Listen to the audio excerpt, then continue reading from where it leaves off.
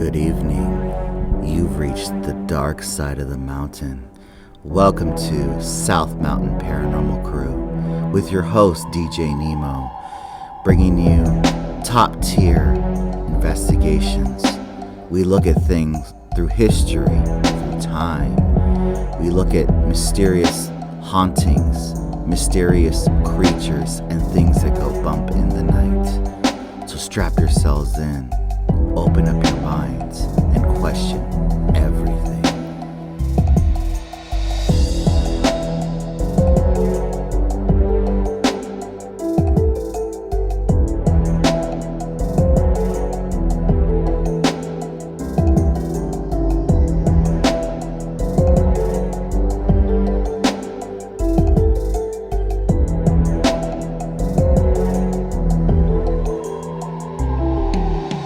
Good evening.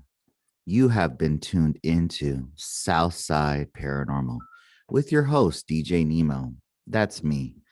This podcast is dedicated to the paranormal. It is dedicated to cryptozoology, so mysterious creatures and beasts. It is dedicated to history, not only Arizona history, but we're going to investigate other countries. So thank you again for tuning in, and I hope that in the coming episodes that you enjoy our podcast. So you're like wondering, who is this DJ Nemo? DJ Nemo is me. I also am a DJ, but in my day job and in my personal life, I'm a teacher. I've taught for over 25 years here in Phoenix. Over my time and adventures here, I've had a lot of stories that were brought to me, not only stories that I've experienced personally, also stories from family members, from friends, and from students, also from parents as well. So this podcast is dedicated to those stories, getting that information out, because it was the students that inspired me. They were like, DJ Nemo, you need to start a podcast. You need to get this information out. You have a wealth of knowledge on a variety of topics, from the paranormal to mysterious creatures like cryptozoology to history of local legends, local places here in Arizona. You know a lot about the South Mountain community. So we figured, you know what, we better start it up. And so this is what this podcast is dedicated for. Throughout the upcoming episodes, we will be bringing in friends, family members, students, other guests that can share and react to some of these stories that we are going to present. We have a variety of topics. One of our first podcasts that we're going to start out is Arizona, because as you said before, we are the dark side of the mountain. South Side Paranormal is dedicated to reaching out to the community here of South Phoenix, that we're here to get their stories out. So hopefully as time progresses and we get some more episodes and shows out, we can open up the line and we could take calls on different topics. If you have an issue going on where possibly you have seen a mysterious creature, or you are encountering some paranormal type activity, you can reach out to us and we can help you the best we can. I'm not paid for this. I'm doing this completely nonprofit. I'm not making any money on this podcast. I'm only here to disseminate information and share out my knowledge base to all of you, because that's what this is all about at the end of the day. My goal is to, if something was to happen to me, I'm losing all this experience, all this knowledge I have gained over my many, many years of being on this planet, and passing it on to you so that you can take this information and do your own research. One of the highlights and keynote tenets of this show is question everything. I'm talking, if you don't believe anything that I'm saying, do your own research. Do your own research. But I always try to fact check everything. I always try to investigate stories. There have been many times throughout my story collection days that I have people, I'm like, absolutely do not believe your story. It's absolute garbage. You're just saying it for clout. You're a clout chaser. I don't believe you. And there are stories that I've been absolutely proven dead wrong on. That stories that I had absolutely no, like this did not happen to you as an individual. But with my due diligence, because I do research all topics and stories, I make sure that all the stories that we brought to you are as factual and as informative as I can research. So there are stories that have completely shocked me to my core, that have changed my entire perspective on things, that make me question things even more. And if you're not questioning things, then you need to do a hard look and reevaluation of yourself, because this is what the goal of this podcast is, to question your knowledge and beliefs. And it's okay to disagree with me. We may not agree. We may totally disagree. Some people might be haters out there and then just be like, you know what? You're just doing this for clout. I'm not doing it for clout. I'm doing it to share information. I'm coming from an absolute place of pure intention to share this information out to the people. So a little bit more background about myself. How did I get into the paranormal? How did I get into looking up cryptozoology, mysterious creatures that are out there? How did I get into that? Growing up, I never really believed in anything. I was a very hardcore science kind of guy. I said, if I don't see it, I don't believe it. That was my motto. People would tell me that they saw ghosts. People would say, oh, your grandma's house is haunted. I'm like, nah, that's just the wind. No, maybe that's a dog. Oh, you're just your imagination. Quit watching all these scary movies. And that was my hard line of thinking. That all completely changed when I had traveled overseas. And I'm going to share with you my personal paranormal encounter that just shattered my entire perception. And then once that happened to me and I lived through a paranormal type encounter, I was like, there might be something to this. I might have been wrong after all these years. And the more and more I dug, the more and more I learned about entities, hauntings, mysterious creatures, legends, history, all sorts of things.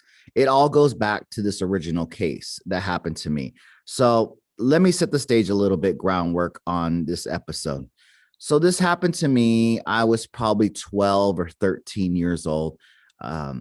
I have family that are in the Philippines. So if you don't know where the Philippines are in Asia, Southeast Asia to be specific. My father's family is from there. My mother's side, their family is from Mexico. So that's a little bit of background about me. I'm not going to get into too much detail about it, but essentially I had gone. It was our first time going to visit my father's family in the Philippines.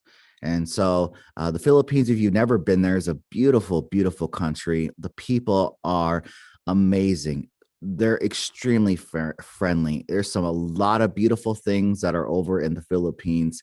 There are a lot of sad, depressing things because there's higher amounts of poverty over there. There's a lot of corruption. There is a lot of negative things that are happening there and to the people of the Philippines. And it breaks my heart sometimes to hear all the stories that are going on over there. And hearing our beautiful people over there being persecuted by government and corrupt officials over there. But anyways, I digress. Back to the story. So our property there in the Philippines where we were going to be staying in, it's several acres big. So this is a multi-family property here. We have my grandmother's house. We also have my dad's uncle, so be my great uncle. Oftentimes I would just call him uncle. So sometimes if you hear that in the story, but that's who I'm talking about. So my parents would go with us.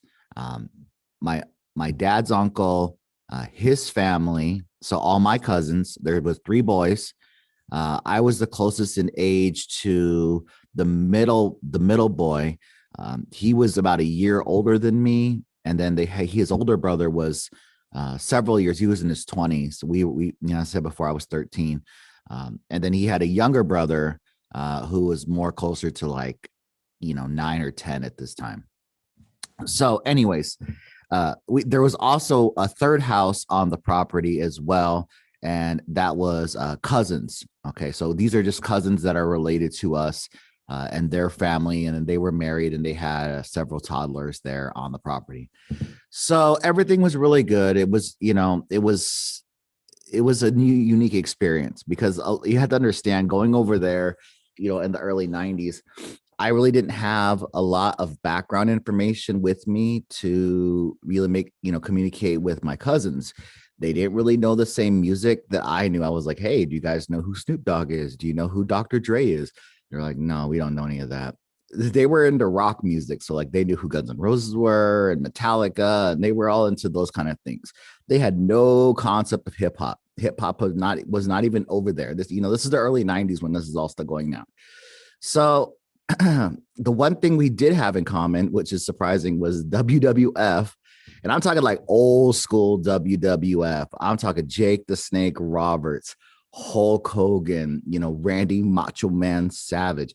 Some of you people listening to the podcast are like, oh, I know exactly what era he's talking about. That's like the golden age of the WWF, WWE now, whatever it wants to call itself, essentially. But the other thing we had in common was basketball. And I love to play basketball. I played basketball back home. I played in school. And so the one thing we said, let's go play at the park. So we start playing there at the park. And it was very different because you have to remember they play a more Euro style game. So the way they shoot, the way they pass was very European for the style of play. Like they weren't crossing people up. So me going over there was a totally different style of playing. They were calling foul on me all the time. And I was like, no, it's offense. So like I grew up, I liked the Knicks. And so I was like, I modeled my game after like John Starks, Anthony Mason, those classic 90s gritty Knick teams, that would go against in the Garden, against like the Pistons and the Celtics and all those teams in the East. So anyways, so we were playing, and then all of a sudden I started just getting really sick. And I was like, oh, I don't feel good. And they were like, oh, just sit down, cousin, just sit down and drink some water. So I started drinking water, but you have to remember, I knew like people are like, oh, it was the water that got you sick. No. Because I was told from the get-go, like, don't drink the water over there. You're going to get sick. It's like worse than Mexico. And so I only drank bottled water. I only drank like soda that was sealed. I never drank anything from the house, no matter how clear or if they boiled it. I never drank any of that. So anyways, I just start feeling really sick. Like I start getting all like chills. Like I felt like I had the flu. So I'm like, I'm gonna go back to the house, guys. I'll catch you later. So I go back to the house and I'm just in total pain. Like I'm like chilling. I got fever. I start throwing up. And so unfortunately, this is gonna get graphic here. So I start throwing up. And I'm throwing up my lunch. And then after that was done, then I started like, this is the crazy part that really kind of just turned it for me. I started throwing up colored water. So the first colored water I threw up was yellow. And I was like, okay, well, maybe that's bile. Then it turned like black. I'm like, oh, am I throwing up blood? It was like solid black water. I don't even know how to describe it. Like the way I can describe it is if you took food coloring to like water and then like dumped it up, like that's exactly, it was just coming out of me. And so I remember this because my parents are really freaking out because they were leaving that day back to America. And so they said, oh, we can't take him. Like, how much is to get a ticket? It's too late to get a ticket. This is not like back in the day where you could just hop on the internet, go on, Google and buy a ticket like instantly with a credit card. You had to call a travel agent to book a ticket. So they weren't going to be able to get it done. So they were freaking out that they had to leave their son that's possibly going to die over there. So they tell my aunt, my great aunt, hey, watch him, take care of him, like your own son, and just keep us posted. We'll check in with you when we get to Japan, because they were going like from Manila to Tokyo to back to San Francisco and then San Francisco to Phoenix. So anyways, so like they start like trying to treat me. They give me like, they're trying to give me water. I can't keep it down. They're putting cloths on me with cold water to try to calm my fever down. They're trying to get me Tylenol. I'm throwing it up. It's just like, it's just going bad. I'm like, oh man, it's going, I probably have to go to the hospital. I'm going to die over here. I'm going to die over here. My parents are on a flight somewhere to Japan. What am I going to do? And it's at that moment, my great uncle tells my aunt something in Filipino that basically said, like, they got to go call for like a witch doctor. Like, a medicine's not going to fix this. So they call this witch doctor guy. And let me set the stage for this guy. So this guy comes in and he's got like, he looks crazy. Like, he looks like some, like, honestly, like they just found some dude sitting in front of like a homeless guy with like a cardboard sign, looking rough, all tore up from the sun. He comes in and he looks at me, and I remember it was like the weirdest thing. I'm like, who is this guy? So what he decides to do is like, he took an egg, and I'll never forget this. He took an egg, and it wasn't until I was older that I realized what he was doing. So he took an egg and he rubbed it all over my head, my arms, my leg. And I'm like, what is this guy doing? This ain't gonna work. And then he cracked it and then put it in water and put it in a plate and flipped it upside down. And then he started looking at the egg, and then he kept looking at me. And then he started telling me stuff about my life that no one would know. So the first thing he says to me was, you have a back problem, and you've always had back problems since you were a little kid, which is true. I'm like, okay, well, maybe someone told him that, like that I couldn't ever sleep right. My back always hurt. Even to this day, my back hurts. And so I said, okay, well, maybe that's just lucky guess. But the one he started saying all this other stuff about my life. But the one that really just sent me over the edge was, he says, you had a sister, but she died. But she died when she was really young. Now, that's absolute fact. Now, I don't know how this random guy would know that kind of thing. One, because my family never talked about it. They were always, every time like my sister got brought up, it got super, super emotional. And so no one really talked about it within the family. So the fact that he knew that freaked me out. I'm like, okay, I don't know what this guy's doing. I'm like, how did you know that? He's like, he just knew. So then they start taking all these leaves and like rubbing all these leaves on me, and then like, putting like, and I don't even know what kind of plants they were. And they were like rubbing it on my arms and like tying like leaf bandages on my like head, all sorts of crazy stuff. Then they get out a rosary, right? And then they bring everyone in from my family. So I see my cousins there. I see my uncle there. I see my aunt there. Everyone, they start praying the rosary. So they're, you're doing your standard typical rosary. So like the Our Father and the Hail Mary, if you're familiar with the rosary. And they go through it. They're saying in their language. I'm just saying, I'm like, oh my gosh, this isn't going to work. And they were like, okay. He looked at the egg and goes, it's done. And then he like leaves. And I remember looking out the window, and my great uncle pays him money, and then he was off. And then I said, what the heck just happened? And so my cousin tells me, you lost your soul. And I'm like, what? How did I get fixed like this? You lost your soul. They had to call your soul back. So the cousin says he overheard them talking.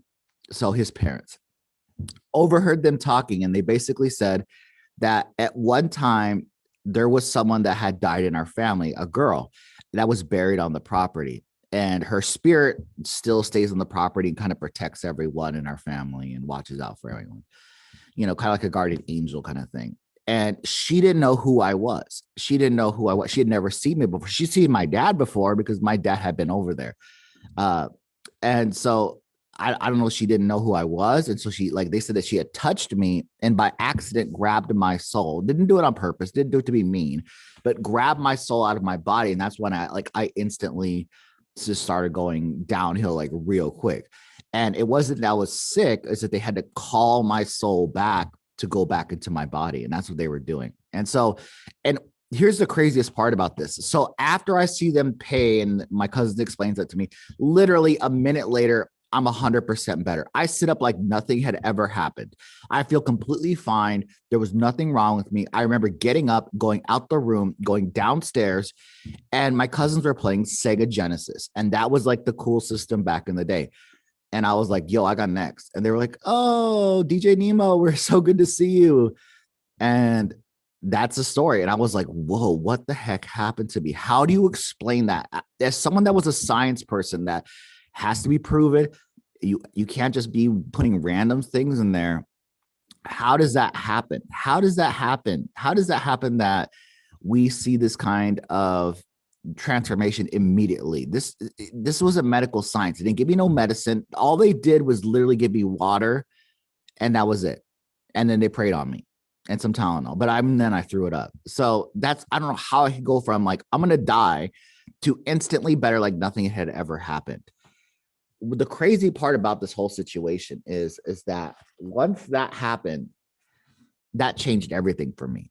That changed everything for me. When I got back, I was reading into the paranormal. Like maybe there's something to this. Maybe there is something else out there that maybe these people know. And it wasn't just, I'm not just saying this the Philippines that know.